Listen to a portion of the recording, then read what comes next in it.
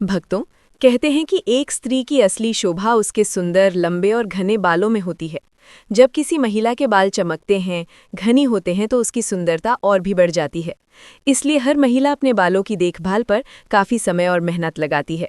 लेकिन एक बात ऐसी है जिस पर बहुत कम महिलाएं ध्यान देती हैं, और वही बात आगे चलकर उनके जीवन में परेशानियां पैदा कर देती है। सोचकर बताइए, जब भी आप अपने बाल बनाती हैं, कंघी करती हैं, तो कुछ बाल टूटते ही हैं ना? ज़रूर टूटते होंगे। अब असली सवाल ये है कि वे टूटे हुए बाल आप करती क्या हैं? कहीं आप भी उन्हें यूं ही कमरे में, बाथरूम में, आंगन में, कूड़े में या इधर-उधर ऐसे ही तो नहीं फेंक देती?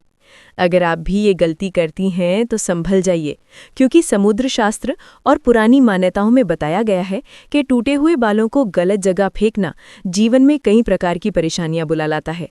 कई महिलाओं को पता ही नहीं चलता और उनके जीवन में धीरे धीरे आर्थिक रुकावटें आने लगती हैं।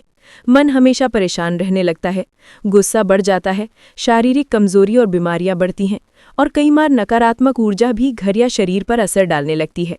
जो महिलाएं अपने टूटे हुए बालों को यहाँ वहाँ फेंक देती हैं, उनके ऊपर नकारात्मक शक्तियों का प्रभाव जल्दी बैठ जाता है।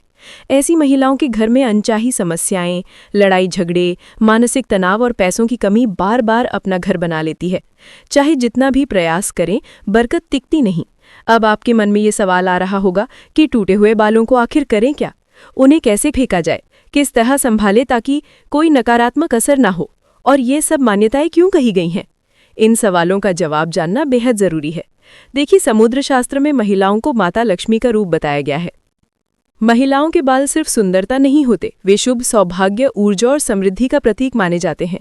जिन महिलाओं के बाल लंबे, मजबूत और स्वस्थ होते हैं, कहा जाता है उन पर माता लक्ष्मी की विशेष कृपा बनी रहती है। लेकिन जब वही महिलाएं अपने बालों से जुड़ी कुछ गलतियां कर देती हैं, तो लक्ष्मी कृपा धीरे धीरे दूर होने लगती है।